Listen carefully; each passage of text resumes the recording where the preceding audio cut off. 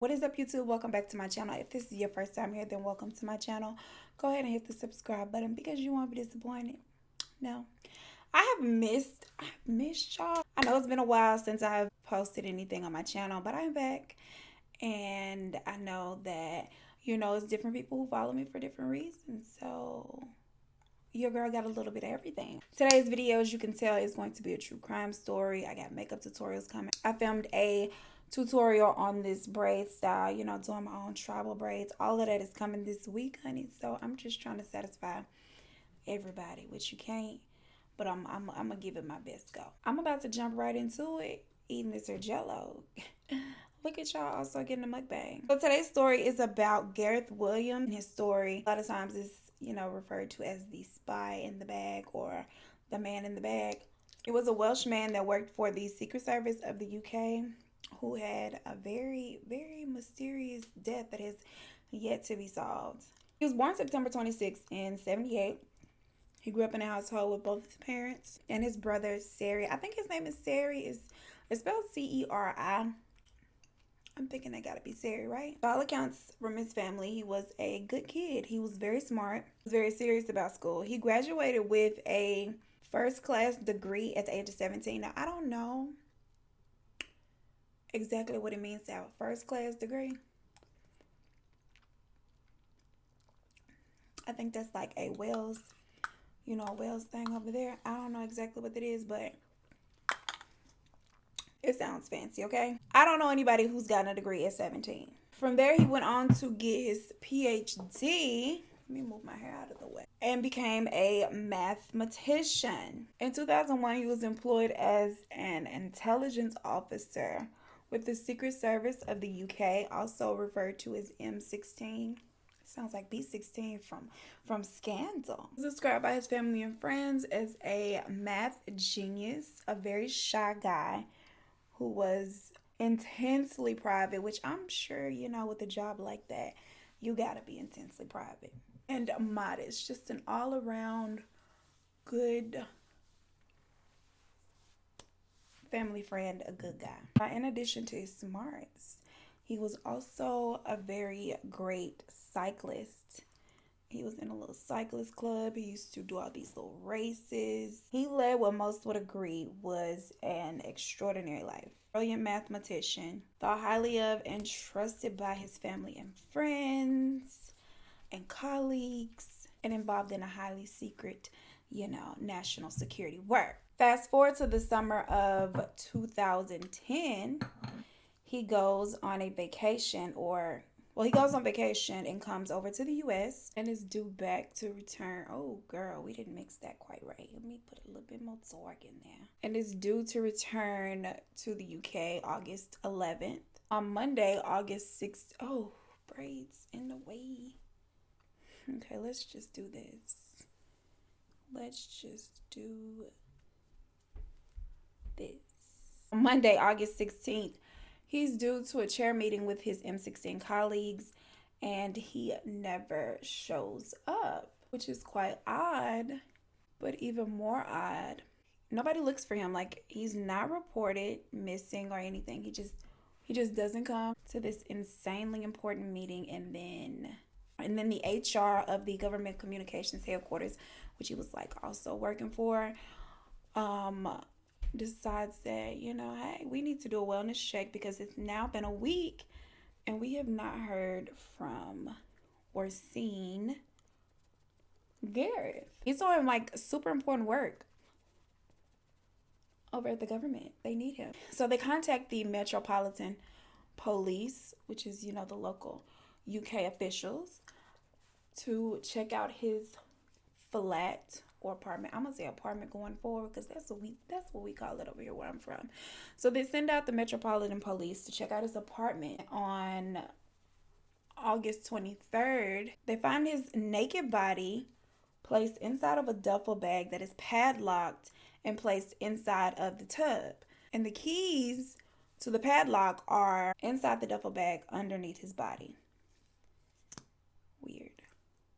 There's no signs of forced entry. There's no disturbance to his apartment. Nothing like knocked over. Nothing noticeably missing. Like, you know, if he was burglarized, it would be like missing TVs, missing, I don't know, missing stuff. But none of that is going on. But something that is noticeable and quite strange is the fact that the heat in the apartment is on and it's turned all the way up. Mind you, it's August. There is no obvious cause of death. Like, you know, it's no obvious signs of him being shot or, you know, strangled. None of that. And the toxicology reports come back that he is completely clean. There are no drugs of any kind in his system. There's not a trace of alcohol, like nothing. So, police and investigators are completely baffled as to what happened here.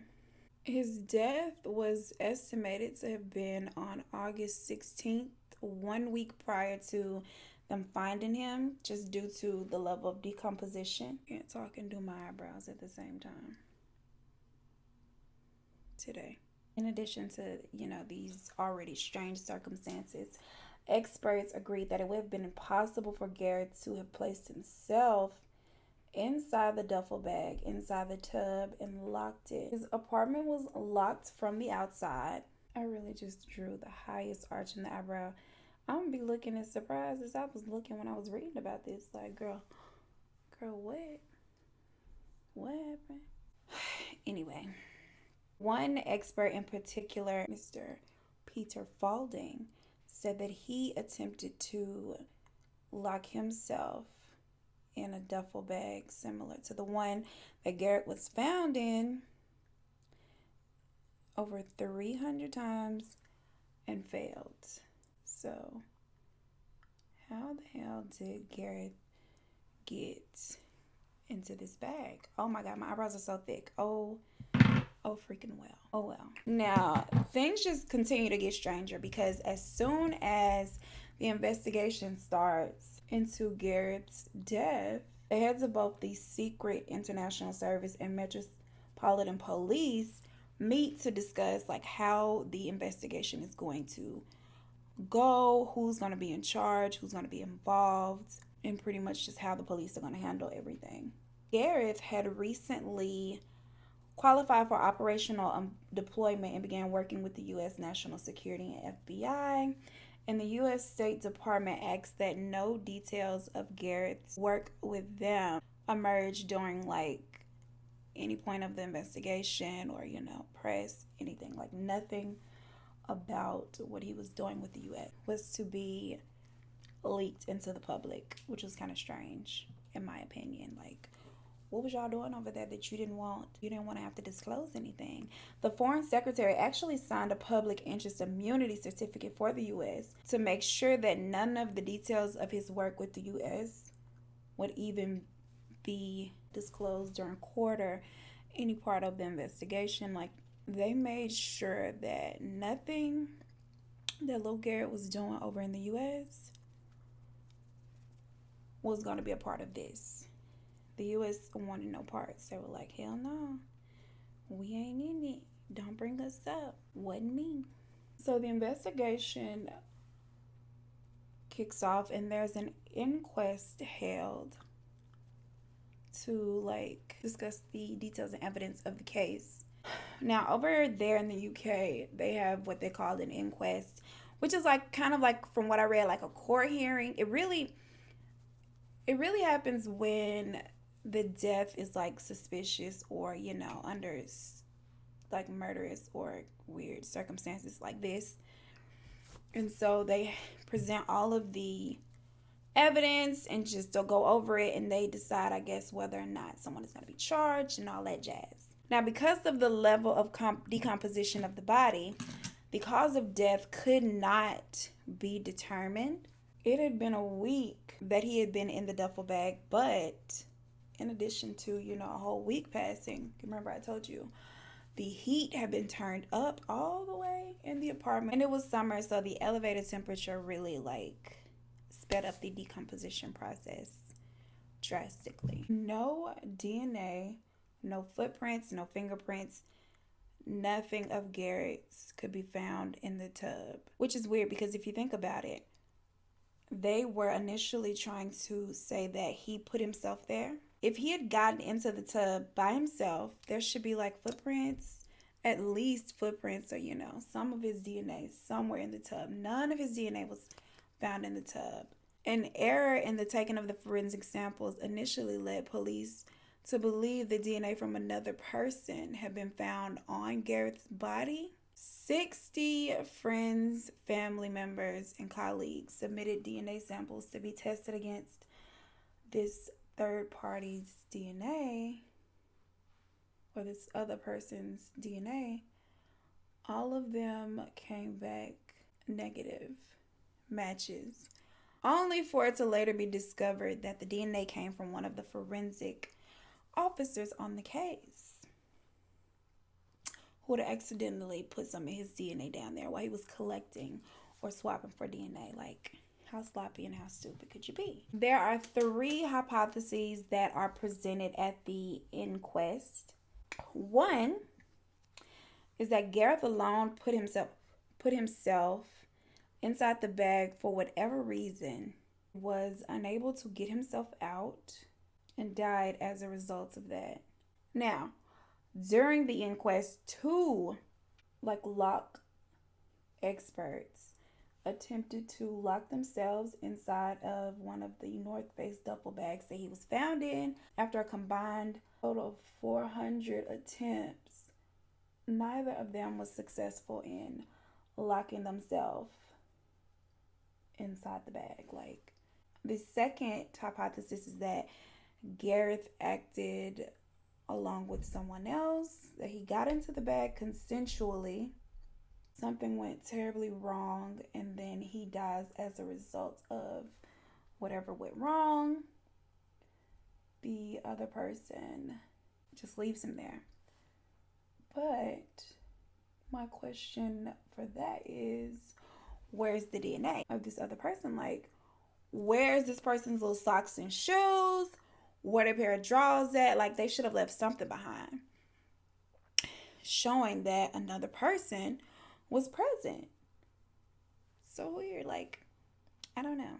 And number 3 is that someone murdered Gareth and put him in the bag and left him there and cleaned up the crime scene. Gareth's family said that they believed that the Secret Service had something to do with it, that they were responsible for whatever reason. They had this done to Gareth, and that, if you think about it, it kind of makes sense, because if M16, swooped in there and did this, of course they would know how to perfectly clean up a crime scene, right? I mean, y'all don't have to come after me, M16. I'm just saying what somebody else said. It's not me. Don't come for me, please. So the pathologist on the case said that it was more than likely that Gareth was alive when he was put inside of the bag, just because of the position that he was in inside the bag, and said that it would be kind of hard to get a stiff corpse folded in that position and neatly tucked away in the bag. But if he was killed, if he was put in the bag right after he was killed and he was still a little warm, it could work. Gareth's former landlady testified that one night he had awoken her and her husband screaming for help after he had managed to tie himself to the bed and could not release himself, which further supported and pushed the theory that he had done this to himself and just couldn't get loose. She said that he claimed at the time that it was just a little experiment. He apologized and said that it would never happen again, and it had not, as far as she knew. I mean, so could he have successfully locked himself in the bag? Maybe he was trying it a couple of times and he finally got it done and couldn't get it undone. I don't know. And if so, why wasn't his DNA present in the tub if he was the one that, because I mean, picture you getting into a duffel bag in the tub. I picture me doing it. I would have had my hand on the side, getting in, all on the walls of the shower. He butt naked, so I probably would have stepped my bare foot inside the tub somewhere, I'm sure, if it was, me doing this. Child, if it was me doing this, it would have been so so ridiculous. Like, first of all, my handprints, footprints, everything just would have been everywhere. Just every part of the tub, every part of the outside of the tub, on the floor of the fucking bathroom. Like, I literally, it would have been a mess. But anyway, we ain't talking about me. We talking about Gareth. Why was the heat turned on in the middle of the summer all the way up like that? Like,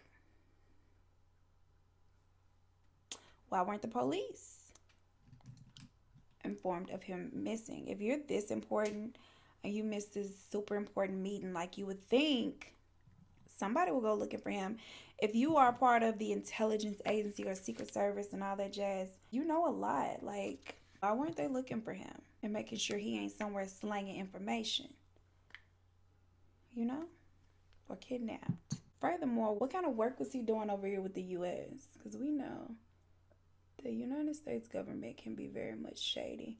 And why were they so adamant that none of the details of his work with them be discussed during the trial or the inquest, they call it? Like, why? What y'all hiding? It was rumored that Gareth's work with the U.S. was focused on Russia and that he was helping the American National Security Force trace international money and money laundering routes, including those of the Moscow-based mafia groups. A former Russian intelligence officer came forth supporting the idea that it had something to do with his work he was doing over in the U.S.